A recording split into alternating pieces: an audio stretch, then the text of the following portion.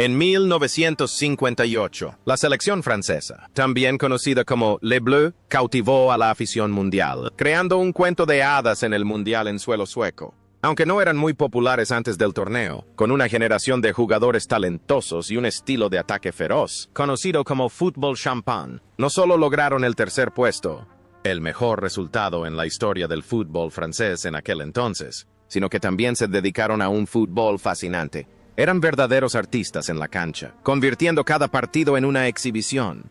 Pero tras esos momentos de gloria y goles históricos, se encontraban individuos con destinos únicos. Han transcurrido más de 6 décadas, y el tiempo, como una inundación, ha arrasado su juventud, dejando huellas de altibajos en sus vidas. Algunos se convirtieron en leyendas inmortales, otros eligieron la vida tranquila de comerciantes, y otros tuvieron que abandonar su camino con arrepentimiento. Retrocedamos las páginas del recuerdo y adentrémonos en las vidas de los 12 mosqueteros, que conformaron el alma de la generación dorada francesa de 1958.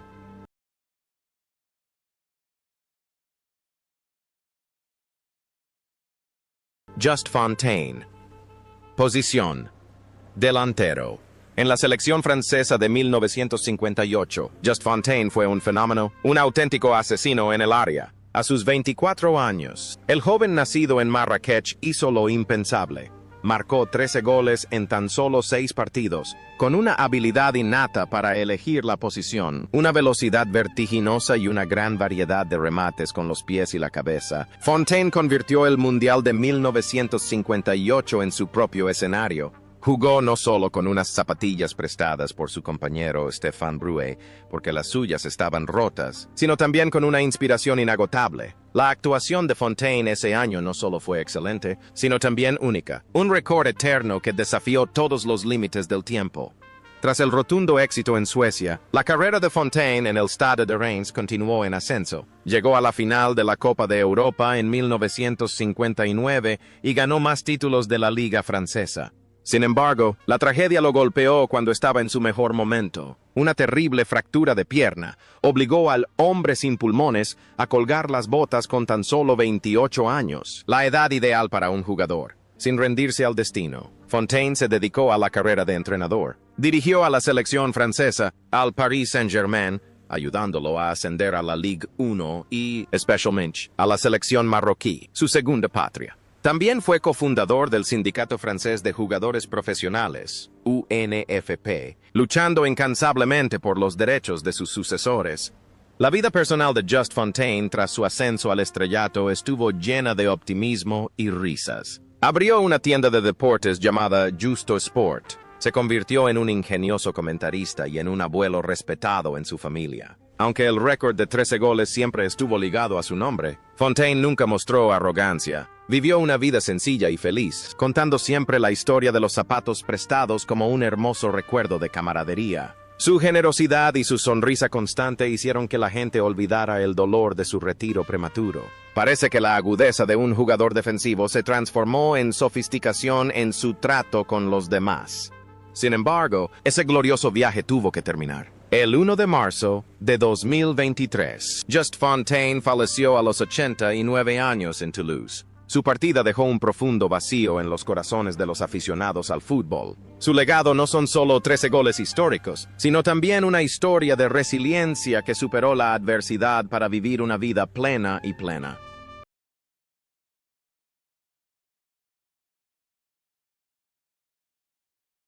Robert Jonquet. Posición: defensa central / capitán. Robert Jonquet, a sus 33 años, era el líder espiritual, la roca de la defensa francesa en el Mundial de 1958. Con un porte sereno, una excelente capacidad para leer el juego y un gran dominio de la defensa, se le comparaba con el héroe de Highbury tras una actuación legendaria contra Inglaterra. En Suecia, Jonquet era el portero más fiable. Su imagen más trágica y heroica se produjo en la semifinal contra la Brasil de Pelé. Jonquet se rompió la pierna tras un choque, pero como no se permitían cambios en ese momento, se vio obligado a tomar analgésicos, venderse la pierna y cojear en el campo como extremo, para no dejar a sus compañeros jugando con un hombre menos. Tras ese emotivo torneo, Jonquet continuó dedicándose al Stade de Reims antes de trasladarse al Estrasburgo para culminar su ilustre carrera. Es considerado uno de los mejores centrales de la historia del fútbol francés. Tras colgar las botas, Jonquet se dedicó a la dirección técnica, dirigiendo al Estrasburgo y luego regresando al Reims. Aunque su carrera como entrenador no fue tan brillante como su etapa como jugador, siempre se ganó el respeto absoluto de sus alumnos gracias a su gran carácter y profundo conocimiento del arte de la defensa. La vida cotidiana de Jonquet reflejaba con precisión quién era en el campo. Disciplinado, serio y lleno de responsabilidad. No participaba en negocios ruidosos, sino que dedicaba tiempo a su familia y a estudiar fútbol. Era un hombre de familia típico, reservado y siempre protegiendo la intimidad de sus seres queridos. Su sacrificio silencioso en la semifinal de 1958 parecía convertirse en su destino, una persona siempre dispuesta a asumir las dificultades y el dolor para que el colectivo pudiera unirse. Vivió sus últimos años en la región de Reims, donde fue honrado como un monumento viviente.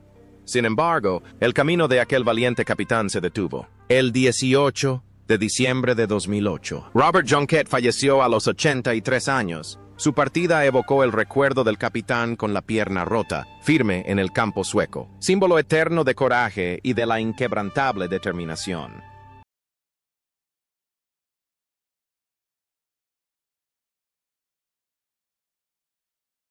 Raymond Cailbel. Posición: defensa central.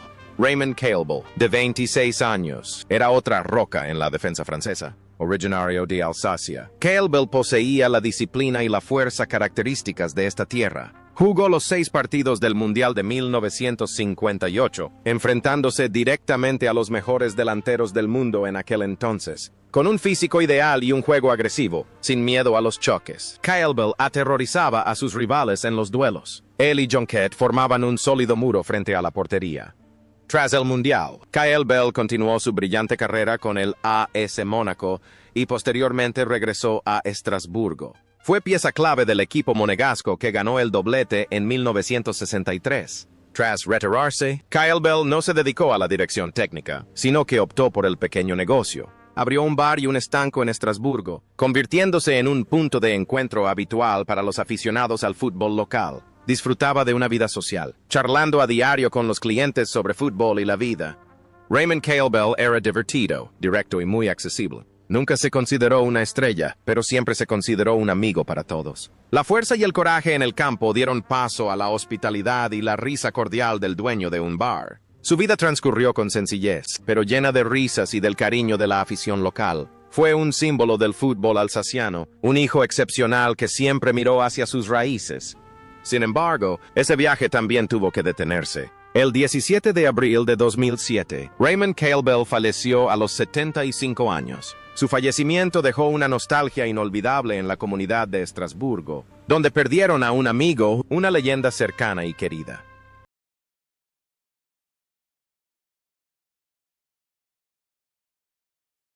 Claude Abbes. Posición: portero. Claude Abbes, de 31 años, comenzó el torneo en el banquillo, pero fue titular en los últimos 4 partidos importantes, incluyendo la semifinal y el partido por el tercer puesto. Era el portero del Saint-Étienne, famoso por su valentía y excelentes reflejos. Aunque no tenía la altura ideal, Abbes lo compensaba con su capacidad de posicionamiento y un movimiento razonable. Era la última opción, aportando tranquilidad a sus compañeros con su serenidad y amplia experiencia.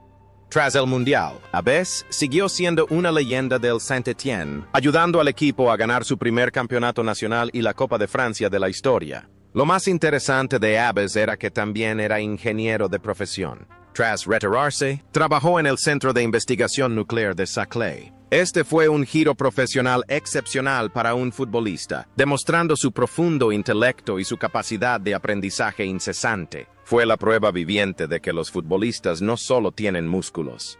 La vida de Abbes después del fútbol se centró en el intelecto y la investigación. Vivió en silencio, apasionado por la ciencia y la ingeniería. La precisión y la meticulosidad de un portero y un ingeniero se fundían en él. Rara vez aparecía en eventos futbolísticos ostentosos, prefiriendo la tranquilidad del laboratorio y la familia. Fue un auténtico intelectual en el mundo de los pantalones cortos y las camisetas.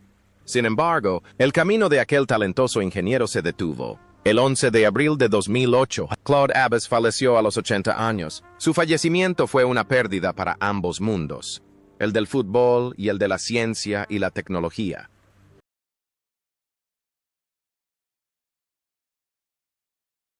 Roger Piantoni. Posición: interior izquierdo / delantero. Roger Piantoni fue la tercera pieza del famoso trío atómico de la selección francesa de 1958, junto a Copa y Fontaine. A sus 26 años, con una zurda extremadamente obediente y potentes disparos largos, Piantoni era el terror de todas las defensas. Marcaba, asistía y contribuía al intenso juego ofensivo de Les Bleus. La química entre él y sus compañeros provenía de jugar juntos en el Stade de Reims, creando una conexión telepática sobre el terreno de juego. Piantoni no solo era un buen jugador, fue el catalizador que hizo florecer con mayor brillantez el estilo Champagne.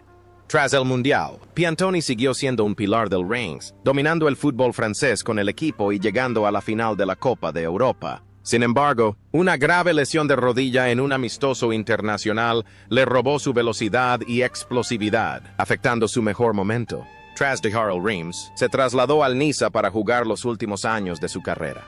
Tras dejar el fútbol, Piantoni optó por una vida tranquila, lejos del ruido mediático. Regresó a Nancy, donde comenzó su carrera, y trabajó como comentarista deportivo para televisión y radio. La vida personal de Piantoni era muy sencilla. Sentía un profundo apego a su Lorena natal. Era frecuente verlo en las gradas del estadio Marcel Picot de Nancy, velando por generaciones de jóvenes jugadores. Era un símbolo de lealtad y puro amor por el fútbol. A diferencia de los estruendosos disparos en el campo, en la vida real, Piantoni era tranquilo, humilde y amable. Siempre se tomaba el tiempo para firmar autógrafos a los aficionados y compartir hermosos recuerdos del verano de 1958 con un orgullo manifiesto. Era el vínculo entre el pasado heroico y el presente, un abuelo bondadoso que siempre mantuvo viva la llama de la pasión en su corazón. Sin embargo, también sonó el pitido final de su vida. El 26 de mayo de 2018, Roger Piantoni falleció en Nancy a los 86 años. Su partida marcó el cierre de una era, con el regreso a la eternidad de la última pieza de aquel legendario trío de ataque.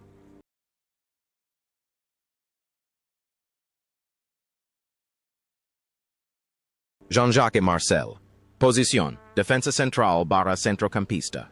Jean-Jacques Marcel, de 27 años, era un jugador versátil que podía jugar bien tanto de central como de mediocampista. En el Mundial de 1958, fue un pilar de la defensa, disputando 5 partidos con seguridad e inteligencia. Marcel destacó por su buen juego aéreo, su juego técnico y sus precisos pases de ataque desde atrás. Era un defensa moderno, que no solo sabía despejar el balón, sino también jugarlo. Su serenidad contribuyó a equilibrar la espontaneidad del ataque, creando una selección francesa armoniosa.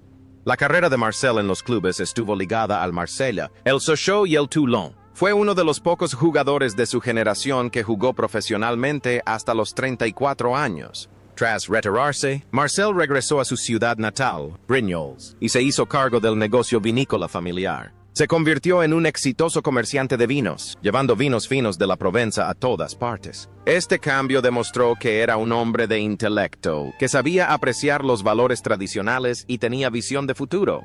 La vida personal de Marcel fue muy tranquila y próspera. Vivía entre vastos viñedos, disfrutando de la vida de un terrateniente. La elegancia y sofisticación de su estilo de juego se reflejaban ahora en su forma de disfrutar y comerciar con el vino. Rara vez aparecía en los medios de comunicación futbolísticos, pero siempre mantenía una buena relación con sus antiguos compañeros. Marcel es la prueba de que un futbolista puede alcanzar un éxito rotundo en un ámbito completamente diferente tras retirarse. Pero la vida es como una botella de vino, a veces llena, a veces vacía. El 3 de octubre de 2014, Jean-Jacques Marcel falleció a los 83 años. Dejó el dulce sabor de una ilustre carrera futbolística y el éxito de un talentoso empresario.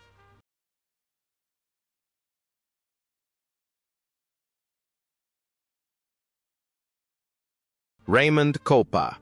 Posición: centrocampista ofensivo / delantero.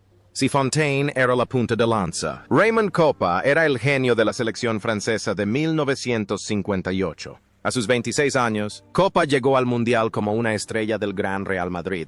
de baja estatura, pero con un regate deslumbrante, una capacidad excepcional para la creación de juego y un pensamiento táctico adelantado a su tiempo. Copa fue apodado el Napoleón del fútbol. Era el conductor del juego, creando ocasiones en bandeja para que Fontaine brillara. La actuación de Copa en Suecia fue una combinación perfecta de arte y eficiencia, lo que le ayudó a ganar el Balón de Oro ese mismo año, afirmando su estatus como uno de los mejores jugadores del siglo.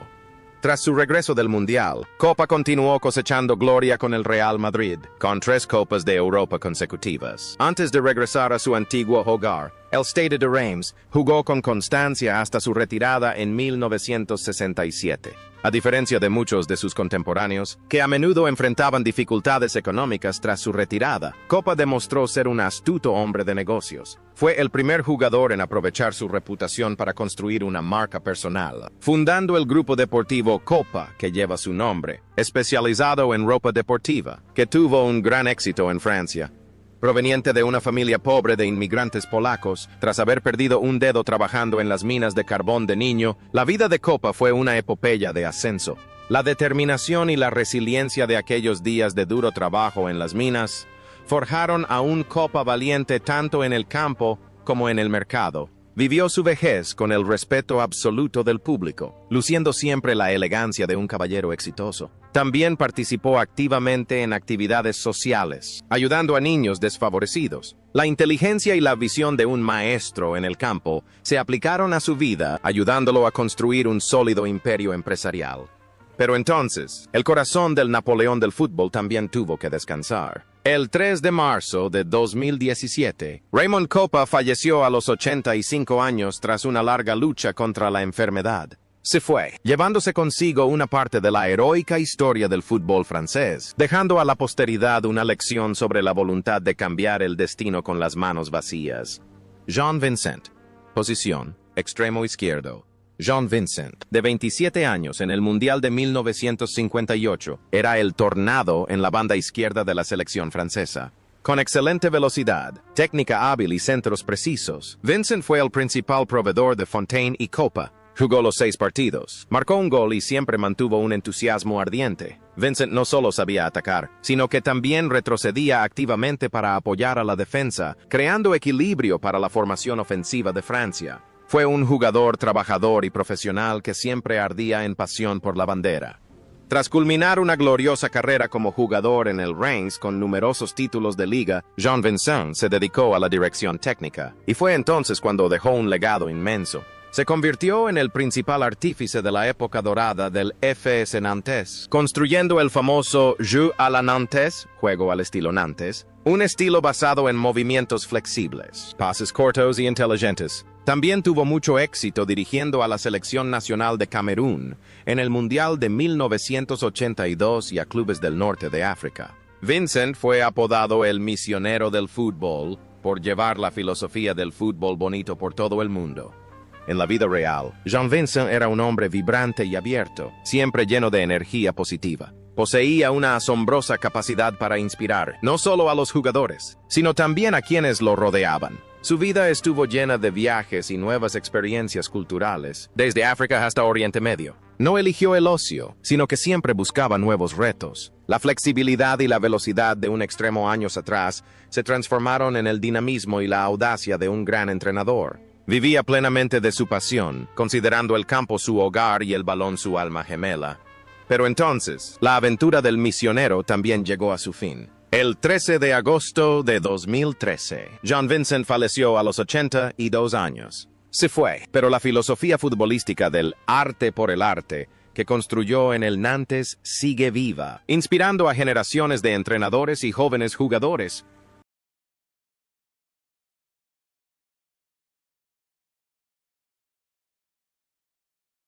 André Lerond, posición lateral izquierdo. André Lerond, de 27 años, era el portero fiable en la banda izquierda. A diferencia de muchos defensas de la época, que solo sabían defender, Lerond poseía una excelente técnica y la capacidad de incorporarse al ataque con eficacia. Jugó los 6 partidos del torneo, mostrando una estabilidad asombrosa. Lerond era un jugador que jugaba con serenidad y entusiasmo, manteniendo siempre la calma en las situaciones más tensas. Era un líder silencioso, que siempre cubría y corregía los errores de sus compañeros. La carrera de Laurent estuvo ligada al Lyon y posteriormente al Stade Français. Fue un capitán ejemplar del Lyon durante muchos años, contribuyendo enormemente a sentar las bases del club. Tras retirarse, Laurent trabajó en la industria del papel y el embalaje, convirtiéndose en un exitoso director de ventas. Era un hombre culto, con pensamiento lógico y buenas dotes de gestión, cualidades que le ayudaron a triunfar tanto en el campo como en los negocios. La vida privada de Laurent era muy discreta. Era humilde y hablaba poco de sí mismo. Dedicaba la mayor parte de su tiempo libre a su familia y a sus elegantes aficiones. La serenidad y la seguridad propias de un lateral izquierdo lo acompañaron toda su vida, ayudándolo a guiar su trabajo y a su familia en medio de las adversidades. Era respetado por su integridad y su estilo de vida ejemplar. Pero entonces, la vieja guardia también tuvo que descansar. El 8 de abril de 2018, André Laurent falleció a los 87 años. Partió en paz, dejando el legado de un defensor inteligente y un carácter noble.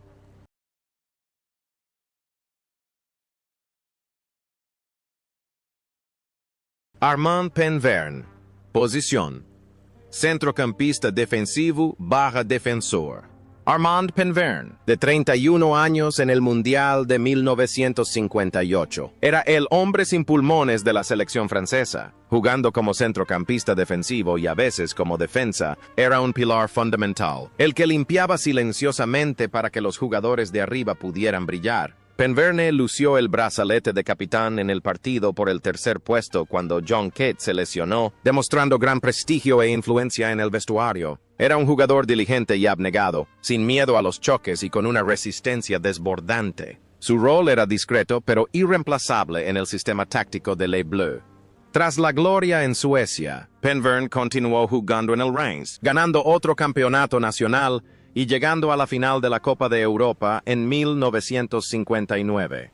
Posteriormente, fichó por el Estrella Roja y el Limoges como jugador-entrenador. Tras retirarse, continuó su carrera como entrenador, dirigiendo equipos como el Marsella, durante un breve periodo, y equipos locales. Penverne también probó suerte en el mundo empresarial y representó a una marca deportiva, demostrando dinamismo y gran adaptabilidad a la vida después del fútbol. En la vida real, Armand Penverne era un hombre trabajador, serio y lleno de responsabilidad. Nacido en Bretaña, transmitía el carácter de la gente de la costa. Duro, firme y sincero, vivió una vida tranquila, pero llena de significado, siempre respetado por sus antiguos compañeros por su dedicación. La imagen de un guerrero silencioso en el campo se tradujo en su vida, convirtiéndolo en un pilar fundamental para su familia y su comunidad. Pasó sus últimos años en Marsella, donde encontró la paz junto al Mediterráneo. Sin embargo, el viaje de aquel diligente capitán se detuvo. El 27 de febrero de 2012, Armand Penverne falleció a los 85 años. Su fallecimiento nos recuerda el valor de los héroes silenciosos, las figuras fundamentales que permiten que la gloria brille.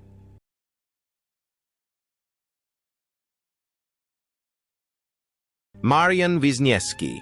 Posición extremo derecho. Marian Wisniewski era el más joven de la selección francesa de 1958. Con tan solo 21 años, se aseguró un puesto como titular en la banda derecha gracias a su talento natural. Al igual que Copa, Wisniewski era de origen polaco, con sangre de mineros del norte de Francia. Poseía una velocidad vertiginosa y un regate deslumbrante, siendo un potente apoyo para los veteranos en ataque. Jugando los 6 partidos y marcando 2 goles, Wisniewski demostró que la edad es solo un número cuando se tiene talento y valentía. Representó la juventud y el deseo de imponerse de una nueva generación. La carrera de Wisniewski tras el Mundial abarcó grandes clubes como el Lens, la Sampdoria Italia, el Saint-Étienne y el Sochaux. Trasladarse a Italia para jugar en aquel entonces fue un paso audaz, demostrando su valentía y su deseo de alcanzar el máximo nivel. Aunque no ganó tantos títulos colectivos como sus compañeros del Reims, Wisniewski siempre fue considerado uno de los mejores extremos de su generación. Tras retirarse, optó por una vida tranquila, lejos de los focos futbolísticos, y regresó a la soleada y ventosa Provenza para disfrutar de su vejez. Wisniewski era bastante reservado con su vida personal. No participaba en actividades de entrenamiento ni en los medios, sino que dedicaba tiempo a su familia y a su pasión por el tenis y la petanca. Su vida transcurría en paz, en marcado contraste con las intensas carreras sobre el terreno de juego de años atrás. Fue el último testigo vivo del once inicial en la semifinal contra Brasil en 1958 durante mucho tiempo. Su sencillez y humildad hicieron que la gente apreciara aún más a una estrella que en su día conmovió a Europa, pero que optó por una vida solitaria en su vejez. Sin embargo, la ley de la vida y la muerte no perdona a nadie. El 3 de marzo de 2022, Marian Wisniewski falleció en Carpentras a la edad de 85 años. Su fallecimiento fue también el último adiós a una generación dorada, cerrando las páginas heroicas de la historia del fútbol francés en los años 50.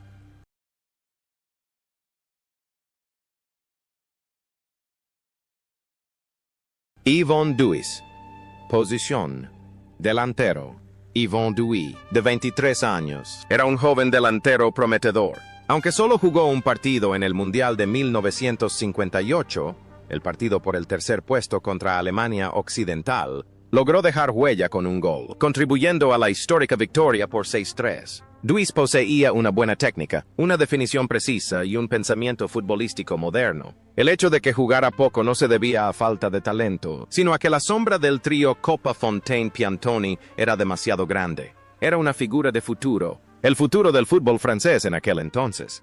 La carrera posterior de Duis fue muy exitosa. Vistió las camisetas de Lille, Le Havre, Mónaco y Cannes, y fue elegido 2 veces jugador francés del año, un gran honor. Fue uno de los mejores delanteros de la Ligue 1 en la década de 1960. Tras retirarse, llevó una vida sencilla en Niza, lejos del bullicio. Participaba con frecuencia en partidos benéficos y mantenía una buena relación con sus antiguos compañeros.